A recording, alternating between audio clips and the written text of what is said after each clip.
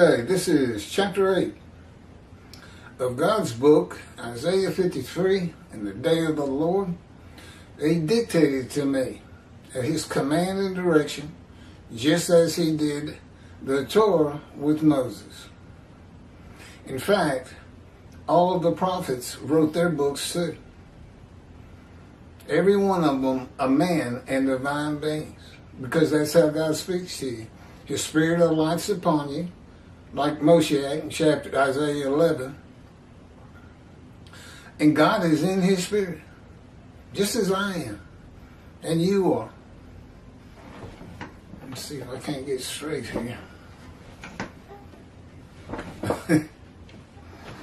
Anyway, this is chapter 8. We're redoing all the chapters again. We just did it a couple of weeks ago, but God has already had me repost them, the new ones, because the old ones, the original ones, had just become awful. I don't know why he waited so long. He didn't tell me these things. But they're already starting to show a little wear. About 7 times, about all I can repost them, and you're going to start seeing little problems here and there. They're being reposted again right now, but at the same time, we're redoing the book. But it takes forever to upload from this camera to the computer and to YouTube. And so it's a slow process. There'll probably be another reposting. They're not in that bad a shape. You can just see, I can see, that they're starting to show a little wear and tear.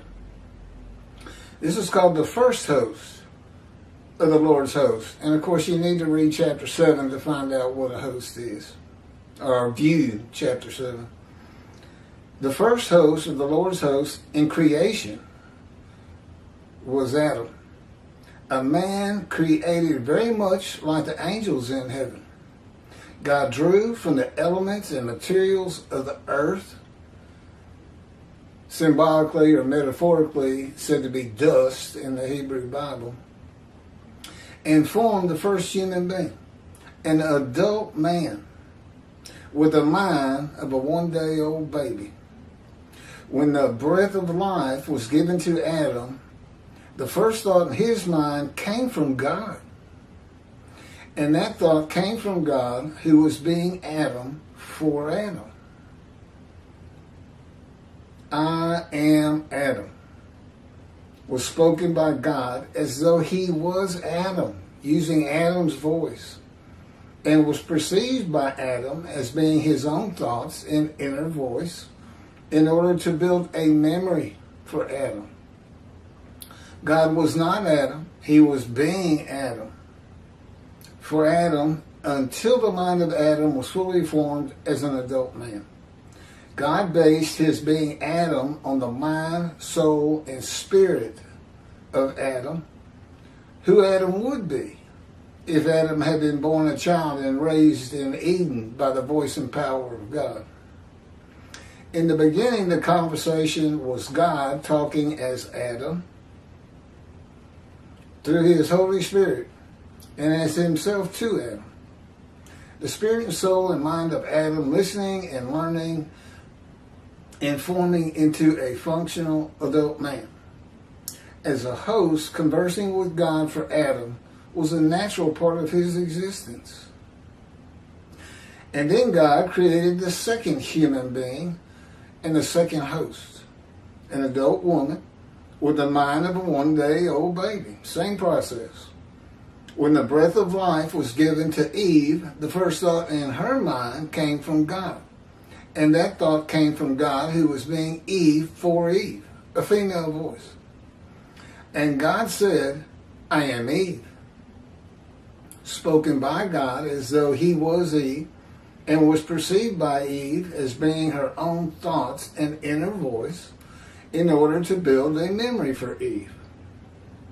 God was not Eve. He was being Eve for Eve until the mind of Eve fully formed as a functional adult woman.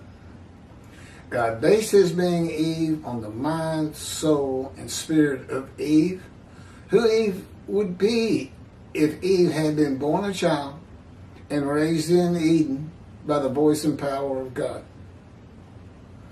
In the beginning, the conversation was God talking as Eve through his Holy Spirit and as himself to Eve. The spirit and soul and mind of Eve listening and learning and forming into a functional adult woman. As a host, conversing with God for Eve was a natural part of her existence. And that is true for me today. Actually, it was true for me the moment he spoke to me. He has that kind of power over your emotions and your thoughts and your mind. He can send information to your mind without speaking. I knew it was him the minute he spoke to me, an atheist of 50 years. No surprise whatsoever. It's all in the book, The Life of God's Righteous Servant.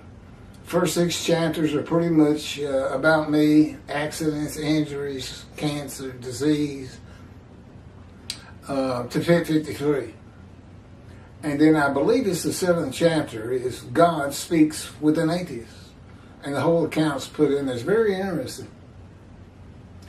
Okay, next chapter is chapter 9, the era of redemption.